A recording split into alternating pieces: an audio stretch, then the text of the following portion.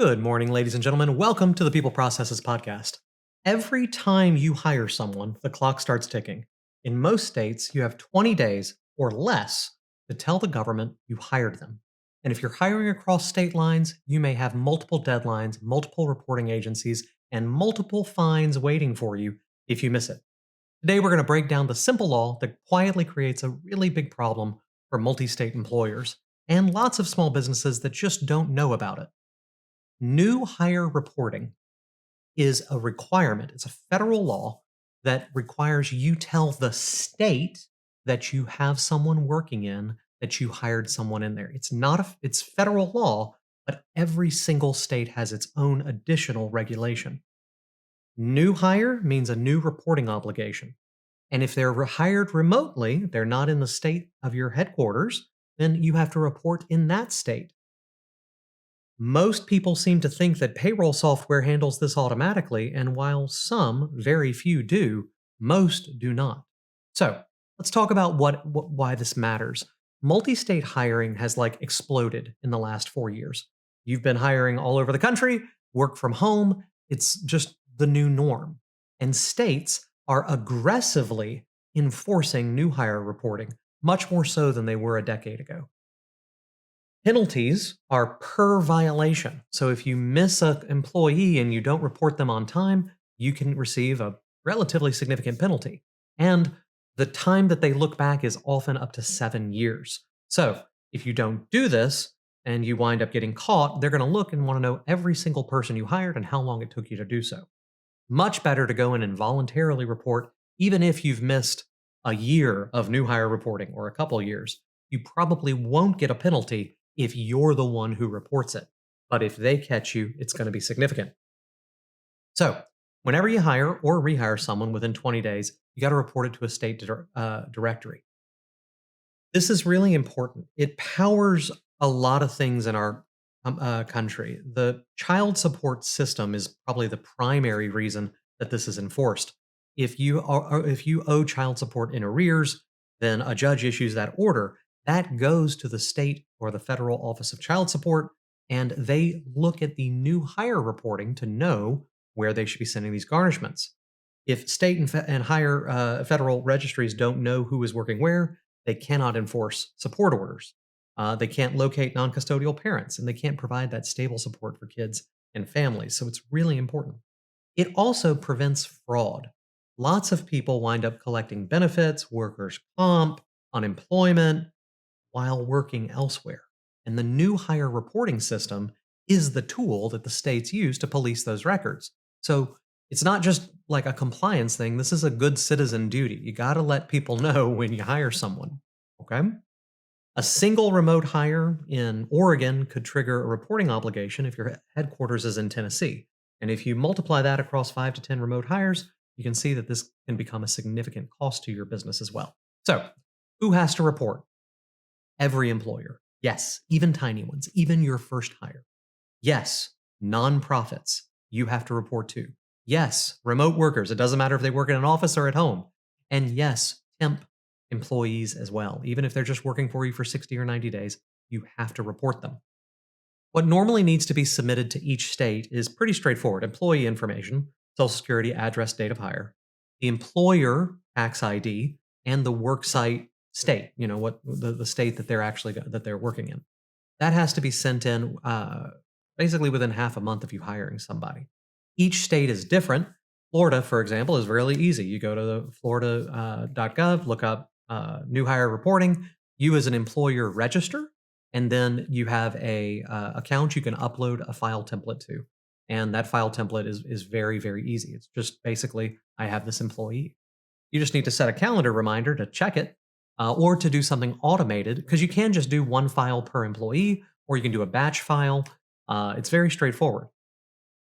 Those states, there are many states that actually require 7 to 14 days rather than 20. And so for those, you have to be very careful and maybe do those one off.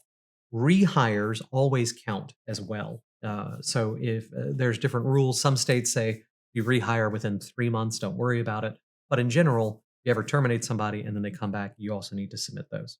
Now, what state do you submit to? Let's say you're in Florida and you have an employee in Georgia and an employee in California, and you hire someone in California. You need to submit by law to California. That's the state where the employee works. There's a cool exception to that we're going to talk about. It's not where the employer is located, it's where the employee is. Unemployment and withholding registrations do not automatically handle this. So if you're getting set up in a state for the first time, you need to think about unemployment, withholding, and new hire. People forget about it. So look up the state portal, set up your standardized reporting, and make sure that what we do in our system, for example, is that whenever someone is hired, an email is generated that goes to our team, got the file attached for that state, we go and upload it. That's simple.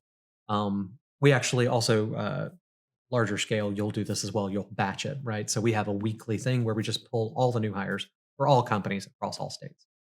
But it's really annoying because there's 50 states, 50 different portals to manage. There's a cool exception that we're going to go to. 5 mistakes and misconceptions. Payroll handles it automatically. It does not. There are some companies, ADP has this, where they can submit your new hires, but if they're submitting to more than one state, there's an additional cost. Okay. The second one is, even if you are set up, some people wind up reporting to their headquarters state only without doing the multi-state employer setup I'm going to talk about in just a second. Missing new hires. A lot of times your system, you'll set someone to inactive and then set them to reactive, and it's not really a new hire workflow, and so it doesn't generate those things. All right. Let's talk about one of the key pieces here. If you are a multi-state employer, so you have staff outside of your home state, there is a very special thing our federal government did, which I just can't believe that they did something right. It is through the Administration for Children and Families, the OCSC Child Support Portal. You can Google this, OCSC Child Support Portal. On there, there's a paper form or an online system, and you register as a multi-state employer. What you do on that form is you give the company information and you say, this is my headquarters state, I'm in Florida, and I also have employees in Georgia and California. And you just check those 2 boxes. You can even email the form in. It's a PDF and you can just email it in and it works. Or you can fill it out online. It's super easy. Once you do that, whenever you report to Florida, it will automatically update Georgia and California, and all 50 states work. But this leads to a big common problem. People don't know about it. Big deal, right? So they wind up reporting to 3 different states, which is completely fine, but kind of an annoying headache. Or they don't update it. You've got to update that OCSC child support form to know, so that the states know where to send it. It will not go to all 50 automatically. So if you wind up then adding a new state, all you got to do is go update that form and add, New York to your Florida headquarters, California, and Georgia. Just check the box for New York, and now they'll get it. Do not check the box for states that you don't have employees in, okay? Because they'll get a notice. They're going to say, hey, this person says they have employees here, and if you never report a new hire, eventually they're going to reach out to you, okay? So, new kind of mistake that can happen is setting up for that multi-state and then not keeping it updated, okay? So, what to do next? Decide to register as a multi-state employer. You have staff outside your main state. If yes, you're going to register that way, I want you to go to the OCSE portal and download the form and email it in, or fill it out online, select your home state and the other states. Then you need to build the reporting data collection for your hiring onboarding process, Social Security address, all that kind of stuff, and make sure it generates the file you need in your payroll system that you can submit easily. Again, you can do this just each time you hire somebody if you're a small business, or you can do it in batches. The key is that you want it to match whatever the state is. In our system, we have all of these built out, so you can just click Florida New Hire Report, and it will email you that exact Excel file automatically. Okay? Or if you're on our complete HR program, we take care of it. Other systems are different. You may have to pull in the columns and make that report. Then on that state portal, you have to register. So you go to Florida, and you would set up your new hire reporting, just Florida New Hire Reporting, register, and then you'll have a portal to log into and upload that file. Okay? You can also submit this stuff via mail, but it has to arrive before the deadline. Very strange. And I don't recommend it. Also annoying. You can also submit via tape if you use electronic tape. you're a really large business, this can be actually better sometimes than submitting online for some very rare occasions. And then periodically audit your reporting history. In our system, basically, whenever you hire somebody, it's added to the new hire report. And then once it's exported, it's marked as having been sent. And that way, we keep track of what we sent and what we didn't.